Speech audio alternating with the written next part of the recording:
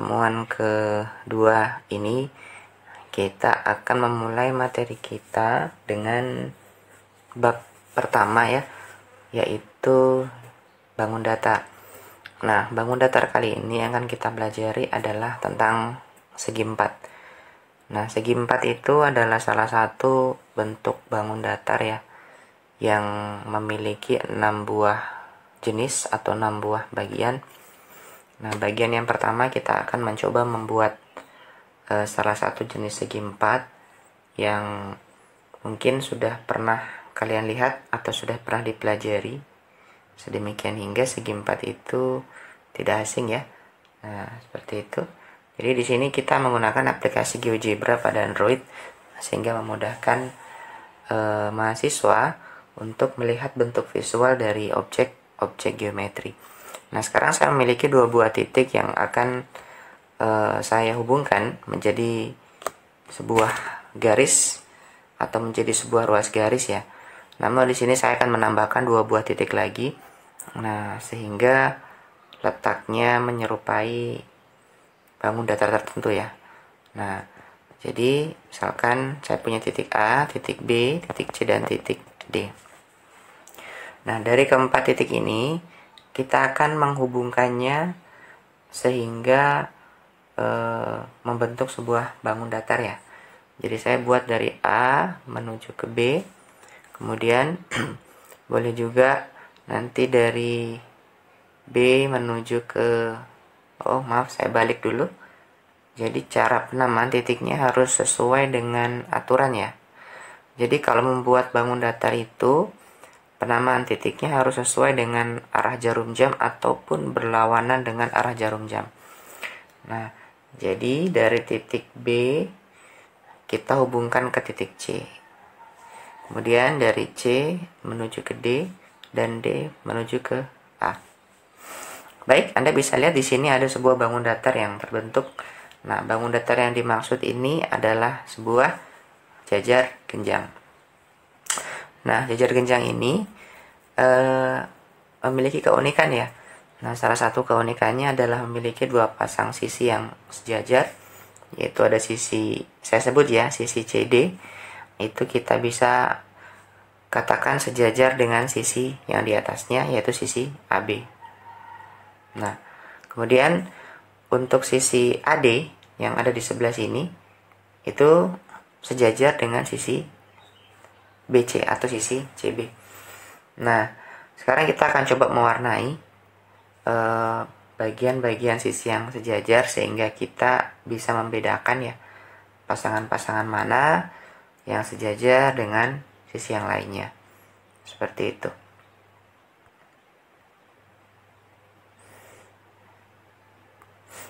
Ya, dari bentuk yang sudah dibuat, jajar genjang bentuknya seperti ini ya. Nah, kita bisa lihat ukuran sisinya juga sama untuk 2 sisi yang berhadapan. Jika AB kita bisa lihat ada 4 satuan ya, menghitung kotak-kotaknya. Kemudian CD juga ada 4 satuan. Maka sisi yang AD yang miring atau sisi yang berwarna merah juga memiliki ukuran yang sama. Nah, sehingga sudut-sudut yang saling berhadapan, nah saya bisa katakan sudut D berhadapan dengan B ya. Sudut D berhadapan dengan sudut B dan sudut C berhadapan dengan sudut A. Nah, sudut-sudut yang berhadapan itu besarnya juga sama. Nah, sehingga kalau mereka besarnya sama, maka nanti sudut yang berdekatan seperti sudut D dan sudut C, nah jumlah sudutnya juga 180 derajat. Penjelasan selengkapnya bisa dilihat di buku yang sudah saya berikan. Baik, sekarang kita akan coba melihat bagaimana sih perubahan-perubahan bentuk dari satu bangun segi empat ke bentuk segi empat yang lain ya. Nah, sekarang jika bangun segi empatnya ini saya manipulasi seperti ini ya, maka bentuknya menjadi sebuah bangun datar yang baru ya, atau segi empat yang baru. Biasa kita sebut dengan trapesium gitu. Jadi trapesium memiliki sifat keteraturan yang tidak seperti jajar genjang ya. Perbedaannya adalah kalau pada jejer genjang tadi ada dua buah pasang sisi yang sejajar dan sama panjang, maka pada trapesium ya hanya ada satu sisi sejajar, yaitu sisi atas ya, sisi AB bagian atas sejajar dengan sisi CD. Sementara untuk sisi yang lain, pasangan AD dengan BC tidak lagi dikatakan sejajar ya. Makanya saya akan ganti warnanya dengan warna yang lainnya. Nah, seperti itu. Nah, trapesium ini ya memiliki banyak jenis. Ada trapesium siku-siku yang seperti saya buat sekarang. Nah, ada juga nanti jenisnya trapesium yang lain ya. Trapesium sama seperti ini misalkan. Ya, ini trapesium yang sifatnya sembarang, tidak memiliki sisi yang sama panjang ya. Nah, nanti kalau kita mau buat trapesium yang agak sedikit beraturan seperti ini, ya ini adalah trapesium sama kaki ya. Nah, artinya memiliki kaki-kaki yang sama panjang, namun tetap tidak juga dikatakan sejajar. Nah, seperti itu. Nah, kemudian kalau bangun ini kita manipulasi lagi sehingga bentuknya lebih beraturan ya. Nah, seperti itu. Maka bentuknya akan menjadi sebuah jejer genjang. Maksudnya menjadi sebuah persegi panjang ya. Nah, persegi panjang dalam hal ini bentuknya ya teratur sekali, baik panjang sisinya dan sudut-sudutnya semuanya berbentuk sudut siku-siku. Nah, sehingga kalau persegi panjang ini kita manipulasi lagi sedemikian hingga semua sisinya sama panjang, misalkan kita tambah ke bawah ya menjadi ini ya, maka ABCD lagi yang sudah terbentuk menjadi sebuah persegi ukuran semua sisinya selalu sama ya. Bisa dilihat dari jumlah petakan yang dibuat. Jika AB itu ada 4 petak, maka BC juga 4 petak, sama juga dengan CD 4 petak, dan AD juga 4 petak. Selain itu juga sudut-sudutnya sama besar ya, 90 derajat. Nah, kemudian dari sini tadi kita sudah membahas dimulai dari jejer genjang, kemudian trapesium, kemudian persegi panjang dan persegi. Ya, masih ada dua buah bangun lagi yang belum kita bahas. Bangun apakah itu? Nah, kita harus perhatikan ya. Bangun yang kedua atau yang kelima adalah sebuah bangun yang identik dengan mainan anak-anak ya. Nah, itu yang sering kita sebut dengan layang-layang. Nah, seperti ini. Nah, pada layang-layang, semua sifat-sifat yang ada pada bangun-bangun sebelumnya seperti tidak identik ya. Sebab layang-layang ini bisa kita lihat seperti dibentuk oleh dua buah segitiga ya. Nah, dua buah segitiga sama kaki. Ya, seperti itu. Jadi, kalau ini saya mau warnai, maka pewarnaannya akan berubah ya. Nah, layang-layang ini punya 4 buah sisi ya. Nah, punya 4 buah sisi yang terdiri dari 2 pasang ya. Jadi pasangan pertama ada di atas yaitu AB dengan BC. Nah, ABBC ini bentuknya berpotongan di titik B. Jadi membentuk segitiga ABC ya. Segitiga A, B, C. Maaf ya, A, B dan segitiga C. Titik C. Nah, sedangkan segitiga yang kedua, segitiga yang di bawah, itu segitiga A, D, C. Nah, seperti itu. Jadi, jika dua buah segitiga sama kaki ya, dihubungkan dan dihimpitkan pada sisi alasnya, maka terbentuklah sebuah layang-layang. Layang-layang juga punya diagonal ya. Ada diagonal yang horizontal, diagonal itu ini, AC. Dan ada diagonal yang vertikal. Nah, kita akan buat diagonal vertikalnya dengan cara menghubungkan ruas garis dari titik B menuju titik B. Ya, itu dia. Itulah diagonal pada layang-layang.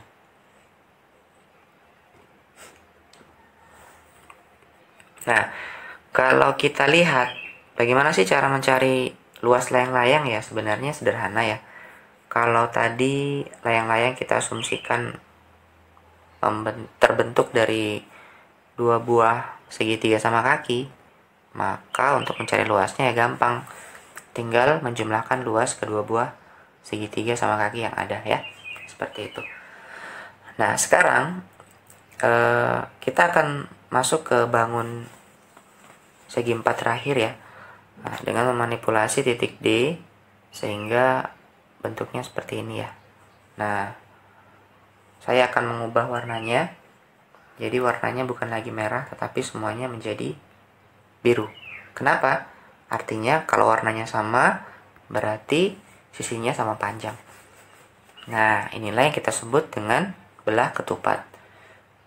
Nah, belah ketupat ini mirip-mirip seperti persegi ya. Cuma selain sisinya yang sama panjang semuanya, belah ketupat sedikit berbeda dengan persegi. Perbedaannya apa? Perbedaannya kalau belah ketupat, sudut-sudut yang dibentuk tidak 90 derajat ya. Mungkin bisa lebih kecil dari itu. Namun, keempat sudutnya memiliki ukuran yang sama. Nah, seperti itu. Nah, kemudian untuk belah ketupat juga memiliki dua buah diagonal yang saling tegak lurus dan berpotongan di titik tengahnya.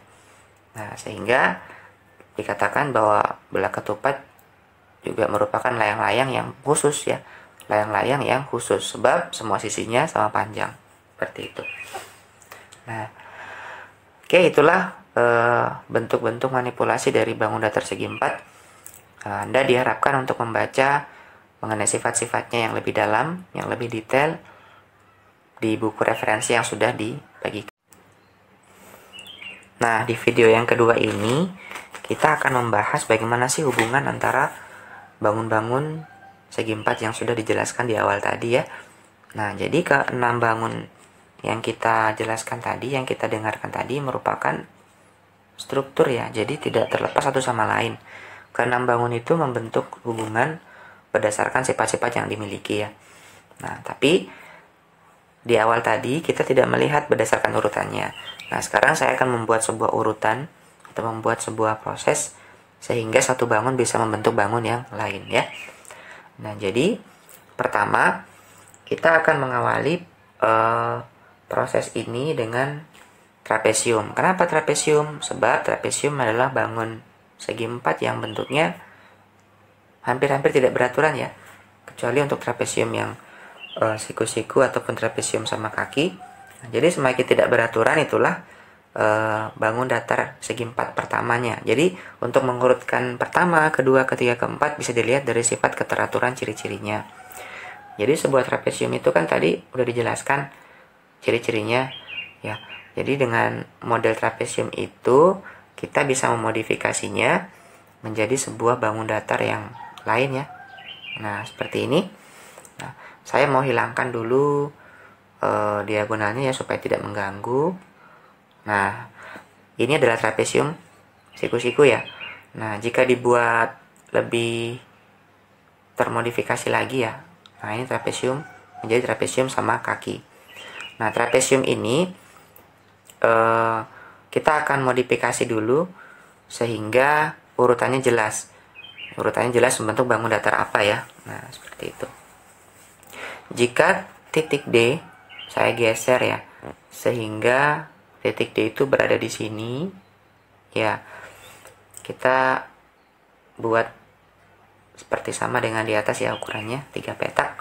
Nah, maka dengan menggeser titik D tadi kita akan menghasilkan bangun datar apa namanya ya, bangun datar jajar genjang. Jadi dari trapesium dulu, kemudian titiknya digeser menjadi titik yang baru, titik D-nya, posisinya berbeda ya.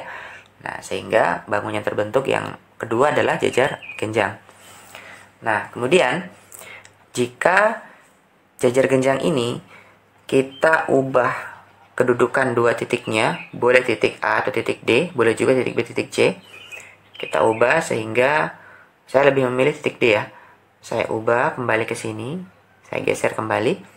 Nah, namun titik A juga digeser seperti ini. Nah, maka akan membentuk sebuah persegi panjang ya.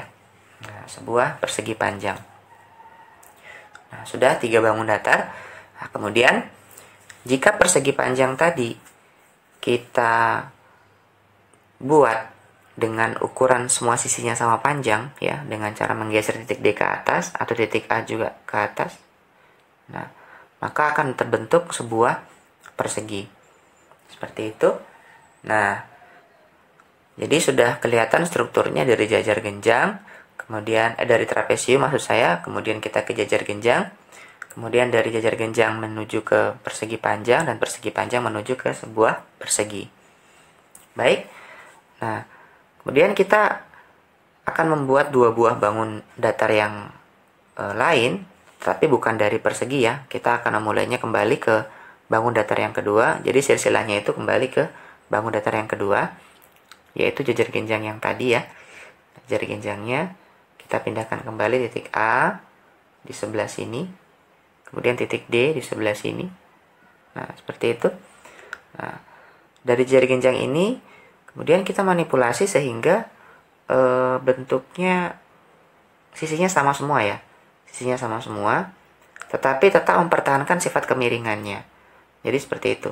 Saya akan coba buat ini ada di sini, dan ini ada di titik A ada di sini ya. Nah, seperti itu modelnya. Nah, kemudian kita mau memindahkan ya. Sepertinya titik C agak ke sini. Ya. Seperti itu. Jadi bentuknya agak kecil dan kelihatan membentuk keteraturan ya. Nah. Oke. Ya. Anda bisa menebak bangun datar apa yang terbentuk ya. Nah, jadi ini adalah sebuah layang-layang ya. Sebuah layang-layang yang memiliki 4 buah titik. Nah, jika layang-layang ini kita buat lebih teratur seperti ini. Nah, maaf, kita pertahankan titik D ada di sini.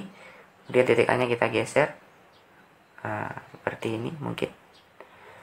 Nah, sehingga bentuknya kembali ke jajar genjang, namun sisinya semua sama panjang ya. Nah, itulah yang disebut dengan belah ketupat. Jadi belah ketupatnya posisinya seperti jajar genjang, namun kita bisa lihat ini sebagai belah ketupat karena semua sisinya sama panjang. Nah, jadi belah ketupat itu adalah jajar genjang khusus yang sisinya sama panjang. Sedangkan tadi kalau jajar genjangnya kita bongkar atau kita manipulasi dengan menarik titik A ke bagian bawah, maka bentuknya menjadi sebuah layang-layang ya. Atau jika dilihat dari strukturnya, layang-layang itu memiliki dua pasang sisi yang sama panjang ya, dan membentuk 2 buah segitiga sama kaki. Oke, jadi silsilahnya seperti itu, atau sistematikanya dari bangun datar segi 4 seperti itu. Mudah-mudahan nanti masih bisa diingat dan Anda bisa jawab kuisnya dengan benar ya. Oke, terima kasih.